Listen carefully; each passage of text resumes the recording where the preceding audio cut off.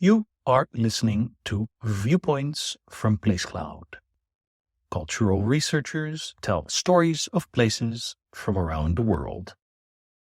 For the full multimedia experience and to support the creators you enjoy, visit placecloud.io.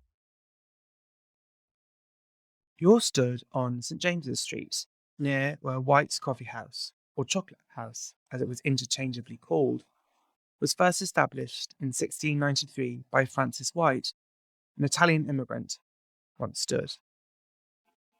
Coffee houses were new, sociable spaces that mainly men met and discussed business over a cup of the new hot beverage in 17th century England, coffee. Coffee houses emerged due to the new social practice of drinking coffee as it began to be imported into Europe in the early 17th century. Coffee houses emerged as alternatives to the more licentious taverns and quickly became public spaces where men of business and ideas met.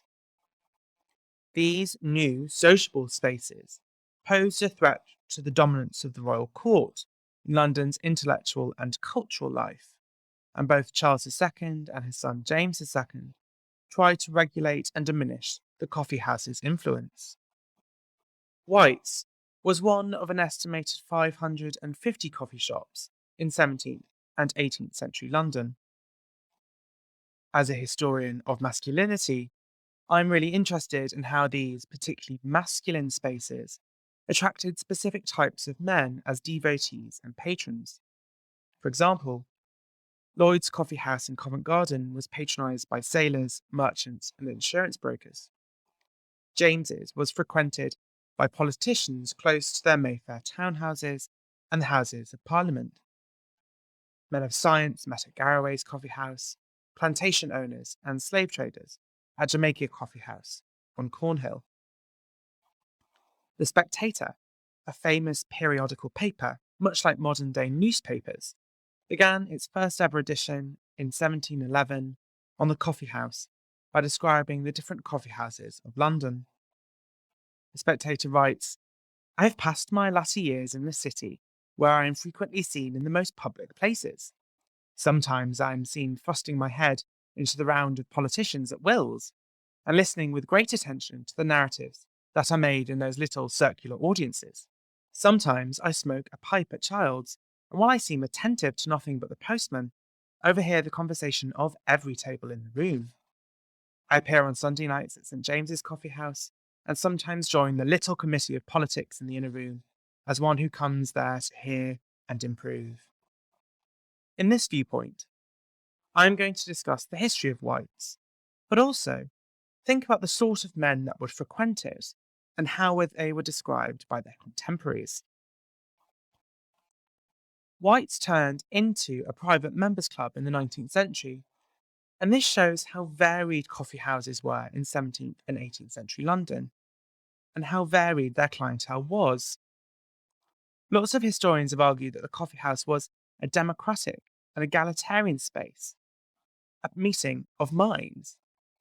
But White's reminds us that some of London's coffee houses were exclusive and elite spaces. White's was famous for gambling, and gambling was rife amongst the elites in 18th century England.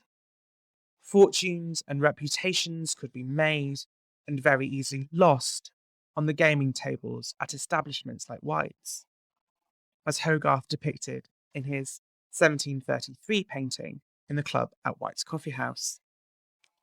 But I want to ask, what sort of man would you meet at White's?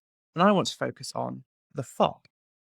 Fops were a kind of nickname, often actually used as an insult, for fashionable, elite, often young men about town.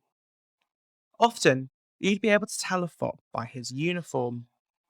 In the Gentleman's Magazine in 1731, a group of fashionable young men were described as a parcel of spruce-powdered foplings with their hair tucked under a tortoiseshell comb, their sleeves sliced up to their elbows, a gold-headed cane in one hand, and a gate box in the other, with a nose full of snuff and a head full of nothing. Later, in 1777, the Universal Magazine of Knowledge and Pleasure published a satirical recipe to make a modern fop, including a lofty cane, a sword with a silver hilt, a ring, 2 watches, and a snuff-box gilt. Many thought fops were effeminate men in 18th century society.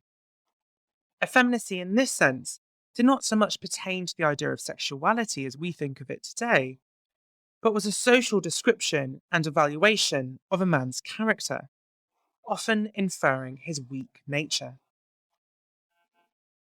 Mainly 18th century commentators perceived the ruling elite to be both ironically weak and effeminate, but also profligate and excessive because of their love of the frivolous and trivial, like canes and snuff boxes, and the immoral, gambling.